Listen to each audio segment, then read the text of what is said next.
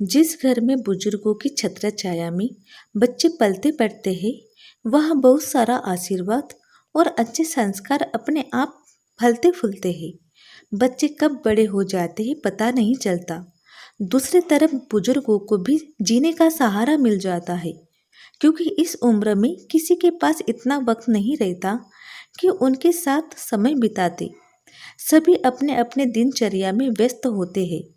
बच्चे ही होते हैं जिनको भी दिन भर कोई चाहिए, उनके साथ खेले और उनकी मन मर्जियाँ करने के लिए समझिए एक दूसरे के पक्के साथी होते हैं। दादी दादा और पोते पोती, राधा जी और महेश जी का हर वक्त खूब अच्छी तरह से निकल जाता है। बच्चों के साथ उन्हें ना तो अपनी उम्र का एहसास रहता है, ना ही बीमारी याद रहती है। बच्चों के साथ बच्चे भी बहुत घुल मिले हैं। खाना पीना समाप्त करके बस पूरे दिन दादाजी और दादी जी के साथ खूब मस्ती चलती थी। एक दिन महेश जी की तबीयत बहुत बिगड़ गई। घर पर बेटा संजय और बहू संगीता नहीं थी। दोनों ऑफिस गए थे। अचानक से महेश जी को चक्कर आ गया तो राधा जी ने बच्चों से कहा कि वह फ्रिज से कुछ जूस लेकर आए तो दादाजी को दे दो। छोटा सा रेहान जाकर जूस लाया और अधीरा रसोई घर से गिलास लेकर आई तो राधा जी ने महेश जी को जूस देकर दवा दिया और बिस्तर पर लिटाया। धीरे धीरे उनकी तबीयत में सुधार हुआ। शाम को जब संजय और संगीता घर आई तो संगीता फ्रिज में जूस लेने गई तो जूस मिला नहीं तो उसने चिल्लाना शुरू कर दिया, किसने जूस लिया?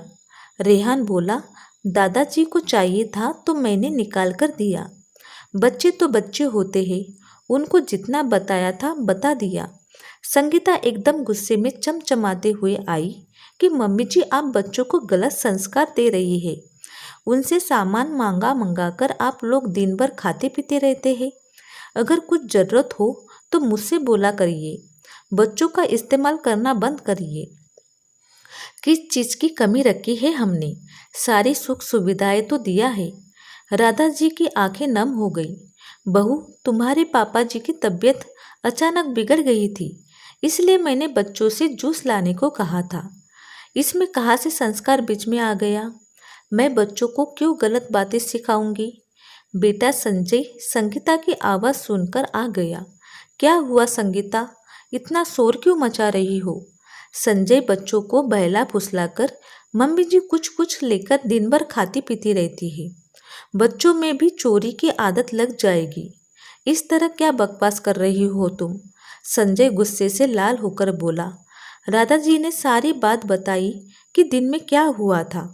संगीता, बच्चे अच्छे संस्कार सीख रहे हैं, किसी की मदद और ज़रूरत पर कैसे मदद करनी चाहिए, और यह घर जितना तुम्हारा है उसमें ज़्यादा इस घर पर मम्मी पापा का हक है। तुम तो सुबह से ऑफिस चली जाती हो तो मम्मी पापा ही बच्चों की सारी जिम्मेदारी उठाते हैं।